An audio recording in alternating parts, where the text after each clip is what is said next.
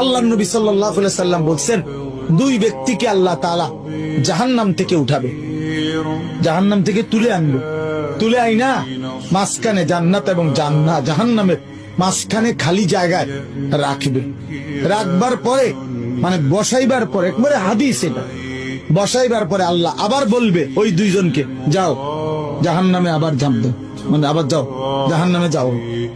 তো একজন এক দৌড়ে জাহান্নামের দিকে যাই, এই জাহান্নামে ঝাঁপ দিবে, আর আরেকজন আস্তে আস্তে হাইটা হাইটা দুই কদম হাঁটে আর পিছন দিকে আবার তাকা, আবার দুই কদম হাঁটে পিছন দিকে তাকা, এইভাবে একটু একটু করে হাইটা হাইটা জাহান্নামে গিয়া পড়বে।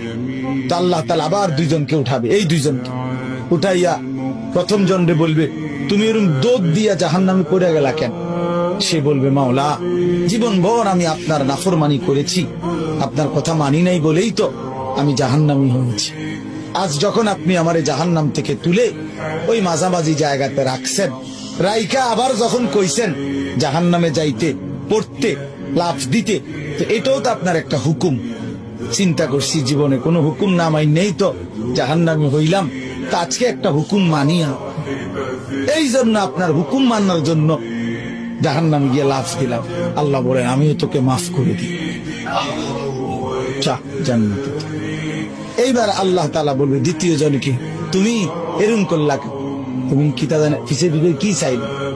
তো সে বলবে, মাওলা আমি তো জাহান্নামী, আমার আযাব তো হচ্ছিলই, তো আপনি যখন আমারে জাহান্নাম থেকে তুলে এই খালি জায়গা আইনা বসাইলেন, আমি ভাবছি আপনার মায়া লাগছে, আমারে দয়া করবেন, আমি মনে করছি আমারে মাফ করে দিছেন বা মাফ করে দিবেন, এই জন্য উঠাইয়া আনছি।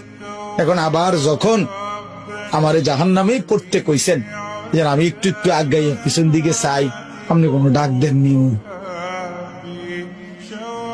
আপনার মায়া জানি আবার লাগেনি কোনো, আপনি আমারে ডাক দেননি।